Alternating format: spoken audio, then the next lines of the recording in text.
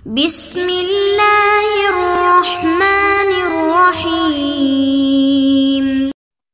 بسم اللہ الرحمن الرحیم الحمدللہ وکفا وسلام علی عبادہ الذین اصطفیٰ اما بعد۔ عزیز طلبہ، فقی قواعد کے دروس کی آج ہماری نشست نمبر 52 ہے اور آج کی نشست میں ہم پڑھیں گے قاعدہ نمبر 41۔ قاعدہ نمبر 41 کے الفاظ یوں ہے کہ العبرۃ للغالب الشائع لا للنادر، کہ اعتبار جو ہوتا ہے وہ غالب اور اس چیز کا ہوتا ہے جو مشہور اور معروف ہو، شائع ہو۔ نادر کا کوئی اعتبار نہیں ہے، جو چیز شاذ و نادر وجود میں آ جائے۔ تو بہرحال یہ قاعدہ کے الفاظ ہیں۔ اب ذرا ہم اس قاعدے کو دیکھتے ہیں تفصیل کے ساتھ۔ اس قاعدے کی دیگر تعبیرات یوں بھی ہے کہ الاصل اعتبار الغالب و تقدیمہ علی النادر، اصل اعتبار جو ہے وہ غالب کا ہوتا ہے اور اس کو ہم نادر پر مقدم رکھیں گے۔ یا الحکم للاغلب یا للاکثر حکم الکل، یہ اس طرح کے قواعد اس طرح کے ملتے ہیں کہ اکثر جو ہے غالبیت کا اعتبار ہوتا ہے شریعت میں، شاذ و نادر چیزوں کا کوئی اعتبار نہیں ہوتا۔ ان دو الفاظ کو دیکھ لیتے ہیں، ایک الشائع اور دوسرا النادر۔ شائع، شاع سے اسم فاعل ہے، اس کے لغوی معنی آتے ہیں عام ہو جانا، مشہور ہو جانا، رائج ہو جانا۔ یہاں بھی اس کا یہ مطلب ہے کہ کوئی بات، کوئی امر، کوئی معاملہ لوگوں میں عام اور مشہور ہو جائے اور تقریباً سب لوگ یا اکثر لوگوں کو اس کا علم ہو جائے، تو اس کو کہتے ہیں شائع۔ اور نادر کا مطلب ہوتا ہے کمیاب، نایاب ہو جانا، عجیب ہو جانا، وہ چیز جو کبھی کبھار وجود میں آتی ہے، قلیل الوقوع جس کو آپ کہیں، تو اس کو کہتے ہیں نادر۔ اب قاعدے کے الفاظ کو دیکھ لیتے ہیں۔ اس قاعدے کا آسان مفہوم تو یہ ہے کہ احکام شرعیہ صرف اس امر پر مبنی ہوتے ہیں جو عام اور مشہور ہو چکا ہو۔ جو امر شاذ و نادر کبھی کبھار واقع ہوتا ہو اس کا شریعت میں کوئی اعتبار نہیں ہوتا اور احکام شرعیہ کی بنا اس پر نہیں رکھی جاتی۔ بعض علماء نے اس قاعدے کو بھی سابقہ قاعدے کی طرح عرف و عادت کے ساتھ متعلق کیا ہے۔ ان کا کہنا ہے کہ یہاں بھی یہی نقطہ بیان کیا گیا ہے کہ جو عادت عام ہو جائے، مضطرد ہو جائے تو اس پر اعتبار کیا جائے گا، لیکن اس کے مقابل میں دوسرے کچھ علماء کی رائے یہ ہے کہ نہیں، یہاں پر عادت کا اعتبار نہیں ہے، یہ ایک مستقل اصولی قاعدہ ہے اور اس قاعدے کے اندر یہ اصول بتایا گیا ہے کہ شریعت عمومی طور پر جب بھی مسائل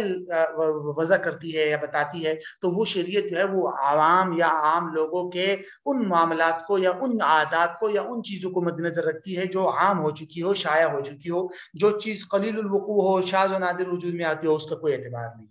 تو آپ دیکھ لیں گے آگے مثالوں سے آپ کو سمجھ آ جائے گا۔ تو اس مثالوں سے تفصیلات جو ہے وہ 2-3 مثالیں دیکھتے ہیں، ان سے انشاءاللہ اس قاعدے کی مزید وضاحت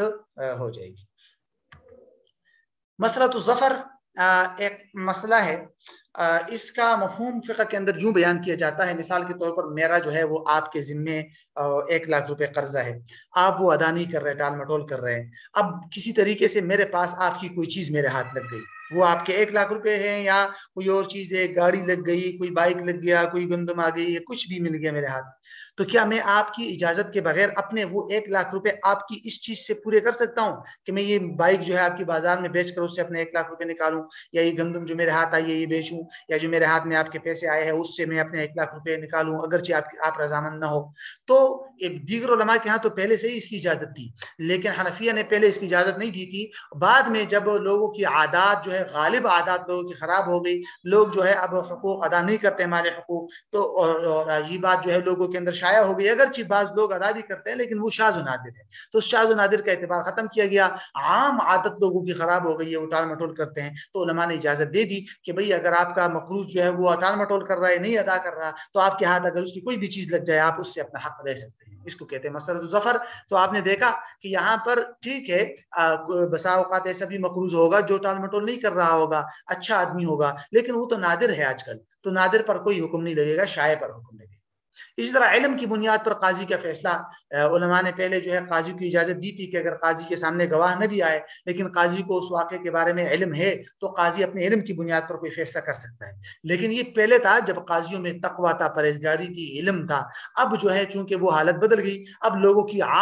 کی نہیں، قاضیوں کی عام سچویشن اور حالت یہ ہے کہ ان کے اندر وہ تقویٰ، وہ پرہیزگاری، وہ علم نہیں ہے، تو شاذ و نادر ہوگا ایک کا دکا، لیکن شاذ و نادر کا تو اعتبار نہیں ہے کیونکہ عام قاضیوں کی حالت خراب ہو چکی ہے، تو اب قاضی جو ہے اپنے علم کی بنیاد پر فیصلہ نہیں کر سکتا۔ تو یہ بھی ہے ایک قاعدہ۔ اسی طرح سنی ایاس یہ بھی ایک وہ ہے مسئلہ ہے کہ بھئی عورت جب سن ایاس تک پہنچ جائے، یعنی اور حیض آنے سے اس کی امید ختم ہو جائے، تو ایسی صورتحال میں پھر وہ عورت جو ہے وہ اس کے بعد اگر اس کو طلاق ہوتی ہے یا جو بھی ہوتا ہے، وہ اپنی عدت 3 مہینے سے گزارے گی، کیونکہ اس کو حیض نہیں آ رہا۔ اب سن ایاس کتنا ہے؟ تو عمومی طور پر علماء نے اس کے لیے 55 سال مقرر کیے ہیں۔ ممکن ہے 55 سال کی بعض عورتوں کو حیض آئے، لیکن عام یہ ہے کہ 55 سال کی عمر میں عورتوں کو اب حیض نہیں آتا، تو اس لیے علماء نے اس کے 55 سال مقرر کیے، کیونکہ غالب اور شائع کا اعتبار کیا گیا، شاذ و نادر کا اعتبار نہیں کیا گیا۔ تو بہرحال یہ قاعدہ نمبر 41 کی کچھ وضاحت تھی۔ اب ہم اسی نشست کے اندر قاعدہ نمبر 42 کو بھی دیکھتے ہیں۔ قاعدہ نمبر 42 کے الفاظ یوں ہے کہ المعروف عرفاً کالمشروط شرطاً، کہ جو بات عرف میں معروف اور مشہور ہو جائے وہ طے شدہ شرط کی طرح ہے، ایسا ہے جیسے کہ کوئی شرط لگائی گئی ہو۔ اس قاعدے کی دیگر تعبیرات میں یہ 2 تعبیرات آپ کو نظر آئے گی، المعروف بالعرف کالمشروط باللفظ، تقریباً وہی ہے کہ جو چیز عرف کے اندر معروف مشہور ہو جائے وہ ایسا ہے جیسے کہ الفاظ سے اس کی شرط لگائی گئی ہے، اور اس سے بھی زیادہ مختصر اور مشہور یوں ہے، المعروف کالمشروط۔ اس قاعدے کا مفہوم تو واضح ہے، معروف اس چیز کو کہتے ہیں جس کا لوگوں میں عرف ہو جائے اور لوگوں کا اس پر تعامل ہو جائے، اور مشروط اس چیز کو کہتے ہیں جس کا معاملہ کرنے والے یا فریقین جو ہے وہ پارٹیز آپس میں باقاعدہ اس کی شرط لگا لے، اس کی ایگریمنٹ کر لے، اس کو کہتے ہیں مشروط۔ تو اب اس قاعدے کا مفہوم یہ ہوگا کہ یعنی اس میں عرف کی قوت بتائی گئی ہے کہ بھئی جس بات کا لوگوں کے اندر عرف ہو جائے، مشہور ہو جائے، لوگوں کی عادات میں وہ بات شامل ہو جائے، تو ایسی بات کو یوں سمجھا جائے گا کہ معاملہ کرتے وقت اگر اس کی وضاحت نہیں ہوئی، ایگریمنٹ کے اندر اس کی شرط نہیں رکھی گئی، لیکن چونکہ عرف ہے اس چیز کا تو اس کو بھی ہم شرط سمجھیں گے، اور ایسے سمجھیں گے جیسے کہ معاملے کے اندر اس کی بھی باقاعدہ شرط لگائی گئی ہے۔ مثال کے طور پر اگر لوگوں کے درمیان میں عقود اور معاملات میں کی خاص بات پر ایک عمل ہو رہا ہے اور ہر معاملے میں وہ بات ملحوظ ہوتی ہے، خواہ اس کی ایگریمنٹ کے اندر شرط لگائی جائے یا نہ لگائی جائے، وہاں اس سوسائٹی میں، معاشرے میں ہے ہی مشہور وہ بات، تو پھر ایسی صورتحال میں اگر وہ معاملہ ہوگا تو وہ جو بات ہوگی وہ وہاں مشروط سمجھی جائے گی اور ایگریمنٹ کے اندر اس کے بھی شرط کا سمجھا جائے گا، کیونکہ عرف کے اندر اس کا باقاعدہ وہ بات معروف اور مشہور ہے۔ تو اس لیے علماء لکھتے ہیں کہ جو چیز معروف ہو جائے اس کو ایسا سمجھے جیسے کہ اس کی باقاعدہ ایگریمنٹ کے اندر شرط لگائی گئی ہے، لیکن بشأ اس کے لیے ضروری یہی ہے کہ وہ عرف کے اندر معروف ہو گئی۔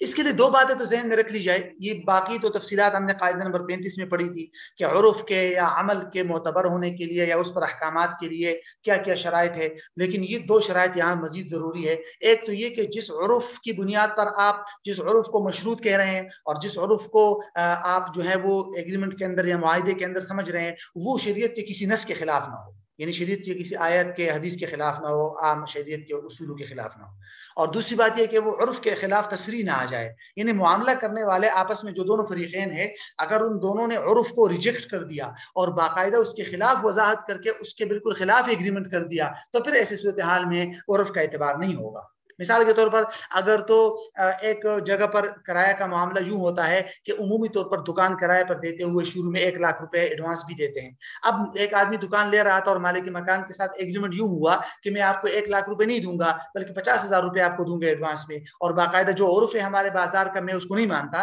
بس ہماری اس ایگریمنٹ کے مطابق عمل ہوگا، دونوں اس پر راضی ہو گئے، تو بس اب اس پر اعتبار ہوگا، اب ہم عرف کو نہیں دیکھیں گے کیونکہ ان دونوں نے باقاعدہ وضاحت کے ساتھ عرف کو ریجیکٹ کر دیا، تو اس لیے ایسی صورتحال میں پھر عرف کا اعتبار نہیں ہوگا۔